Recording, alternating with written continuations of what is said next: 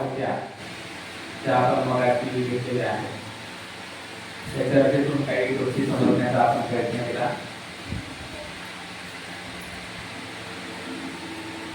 तर आपण जे मागील एवढ्या चर्चेमधून हे आपल्याला समजलं असेल, लक्षात आलं असेल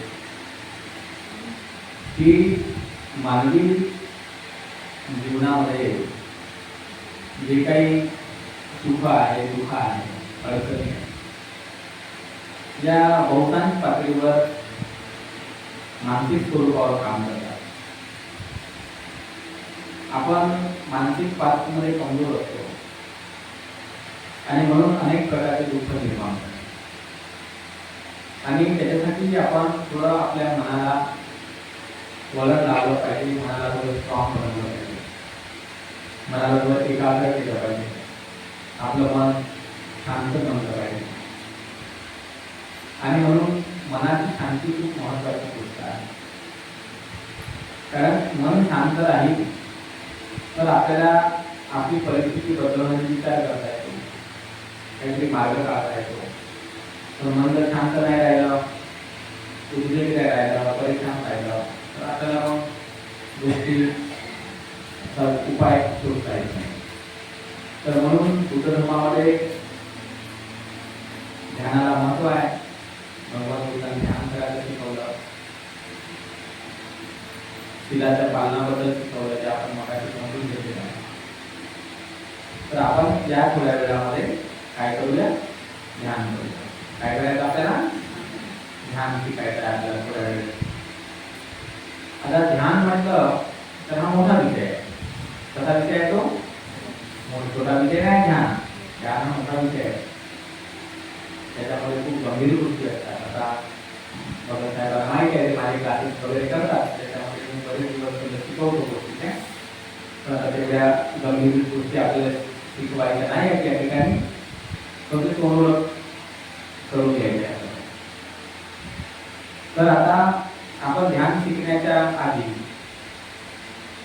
काही गोष्टी माहिती, तर त्यापैकी 3 गोष्टी आहेत. त्याला भगवान बुद्धाने काय म्हटलं, शारीरिक कर्म. कोणतं कर्म? शारीरिक कर्म. शारीरिक कर्म म्हणजे जे शरीराने केलं जातं ते शारीरिक कर्म. जसं तुम्ही एखादी वस्तू उचलता, ठेवता, कोणतं कर्म झालं? शारीरिक कर्म. कारण हे शरीराने केलं ना. आपण एका ठिकाणाहून दुसऱ्या ठिकाणी आपण जातो, येतो, हे कोणतं कर्म झालं? शारीरिक कर्म. तर आपण दिवसभरामध्ये कितीतरी शारीरिक कर्म करतो की नाही? सकाळी उठल्यापासून संध्याकाळपर्यंत किती आपली हालचाल आहे शरीराची, भरपूर आहे. आपण भरपूर काम करतो. तर हे शारीरिक कर्म. दुसरं कर्म कोणतं आहे? वाचिक कर्म. वाचिक कर्म म्हणजे बोलणे. आपण दिवसभर बोलतो की नाही? इकडल्या तिकडल्या कथा, कहाण्या, काही ना काही सांगत राहतो एकमेकांना. इकडे हे झालं, ते झालं, असं झालं, तसं झालं, इकडे जात आहे, तिकडे जात आहे, काही ना काही आपण बोलतच राहतो. हे कोणतं कर्म झालं? वाचिक कर्म. आणि तिसरं कर्म भगवान बुद्धाने सांगितलं, आणि ते म्हणजे कोणतं? मानसिक कर्म. कोणतं कर्म? मानसिक कर्म. शरीराने जर काही हालचाल होत असेल तर आपण म्हणतो इथे नको बसू, इथे नको बसू, इथेच पाहून उभा राहायला, नाही का? असं तसं आपण म्हणतो. किंवा वाचिक कर्माला आपण काय म्हणतो, अरे आता अपशब्दच आहे, तो असं नाही बोलायला पाहिजे होतं, असं कशाला बोलला, वाचिक कर्माबद्दल बोलतो. म्हणजे याचा अर्थ आहे की तुमचे शारीरिक कर्म, तुमचं वाचिक कर्म समोरच्याला दिसू शकते. आपलं दुसऱ्याला दिसते, दुसरं आपल्याला दिसते. तर मानसिक कर्म दिसते का? मानसिक कर्म दिसते का? नाही दिसत ना. पण मानसिक कर्म होत तर राहते मनातल्या मनात, होते की नाही? मग आपलं मानसिक कर्म म्हणजे काय? मनामध्ये जे आपल्या चालत राहते त्याला म्हणतात मानसिक कर्म. जे मानसिक कर्म समोरच्याला दिसत नाही, समोरच्याचं आपल्याला दिसत नाही, पण ते मनातल्या मनामध्ये होत राहते की नाही. मग ते झालं मानसिक. तर आता 3 प्रकारचे कर्म झाले. एक शारीरिक कर्म, एक वाचिक कर्म आणि एक मानसिक कर्म. आता लक्षात घ्यायची त्याची गोष्टी बिलकुल लक्षात ठेवायच्या, विसरायचं नाही. आणि जर समजा आपल्याला वाटतं आता मी विसरलो रे बाबा, तर आपण कुठून उभं राहतो, अजून बसायचं, झालं शारीरिक कर्म. बरोबर आहे का? विसरता येत नाही, विसरायचंच नाही आपण. भगवान तथागताचा धर्म जो मी सांगण्याचा प्रयत्न करतो लोकांना, माझी पद्धत कशी थोडीशी अलग आहे. ते अलग यासाठी आहे कारण मला वाटते की भगवान बुद्धाचा धर्म हा प्रॅक्टिकल आहे. बरोबर आहे का? तो रोजच्या जीवनात आला पाहिजे, रोजच्या व्यवहारामध्ये तो आला पाहिजे, तर तो तुमच्या कामी असेल. तो रोजच्या व्यवहारामध्ये येईलच नाही तर आपल्या काय कामी येईल तो?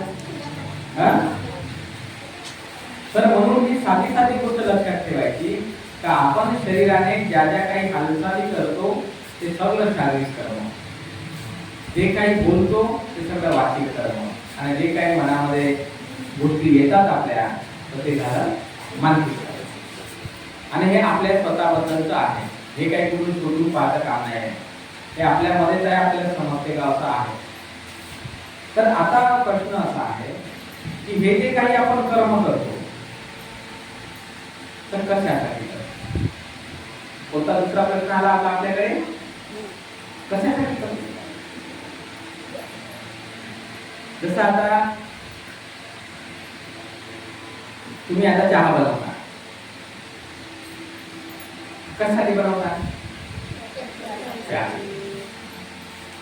म्हणजे याचा अर्थ आहे का जे काही तुम्ही कर्म करता तर त्याचा काहीतरी एक उद्देश असतो. बरोबर आहे की नाही? तुम्ही दरी टाकली, कशासाठी टाकली? बसासाठी. म्हणजे तुमचे कपडे खराब नाही झाले पाहिजे, बसासाठी टाकली की नाही? म्हणजे या दरी टाकण्याचा उद्देश आहे. मग हे दरी टाकताना 2 प्रकारचे कर्म करावे लागेल तुम्हाला. एखाद्याला सांगा लागलं तर दरी टाक, आणि जर कोणी ऐकत नसेल किंवा कोणी नसेल तर आपल्याला स्वतःच टाका लागेल. शारीरिक कर्म करावं लागेल, म्हणजे शारीरिक तरी कर्म करावं लागलं किंवा वाचिक तरी कर्म करावं लागलं, तेव्हा दरी टाकली की नाही आपण. मग हे दरी टाकल्यामुळे तुमचे कपडे खराब झाले नाही, जसे आहे तसे चांगले राहिले, उद्देश आहे ना. मग मानसिक कर्माचा पण उद्देश आहे की नाही उद्देश? मग मानसिक कर्माचा कोणता उद्देश आहे? मानसिक कर्माचे खूप उद्देश आहे, 1 किंवा 2 नाही आहे, बरेच उद्देश आहे. तर नियोजन करणे हा मानसिक कर्म आहे. जसं आता उदाहरण दाखल तुम्ही विहारामध्ये आले, विहारामध्ये असं तसं तुम्ही पाहिल्याच्या नंतर तुम्हाला वाटलं की अरे तिथे भगवान बुद्धासाठी आपण फुलं आणली पाहिजे, या ठिकाणी दरी टाकली पाहिजे, लोक येतील तर कुठे बसतील. तर हे कुठे आलं पहिलं? कुठे आलं? मनात आलं ना पहिलं? मनात पहिला आला, आणि मनात आल्यानंतर मग तुम्ही ते केलं. तर म्हणून भगवान बुद्ध काय म्हणाले? सब्बे धम्मा मनोमया, ही सर्व काही मनोमय आहे. पहिलं ते मनामध्ये, बरोबर आहे? मनो उपगमा धम्मा, जेवढे काही धर्म आहे ते मनामध्ये आहे, मनामध्ये येतात. तर म्हणून भगवान बुद्ध म्हणाले की हे सर्व मनामध्ये येतं. मग हा जो मन आहे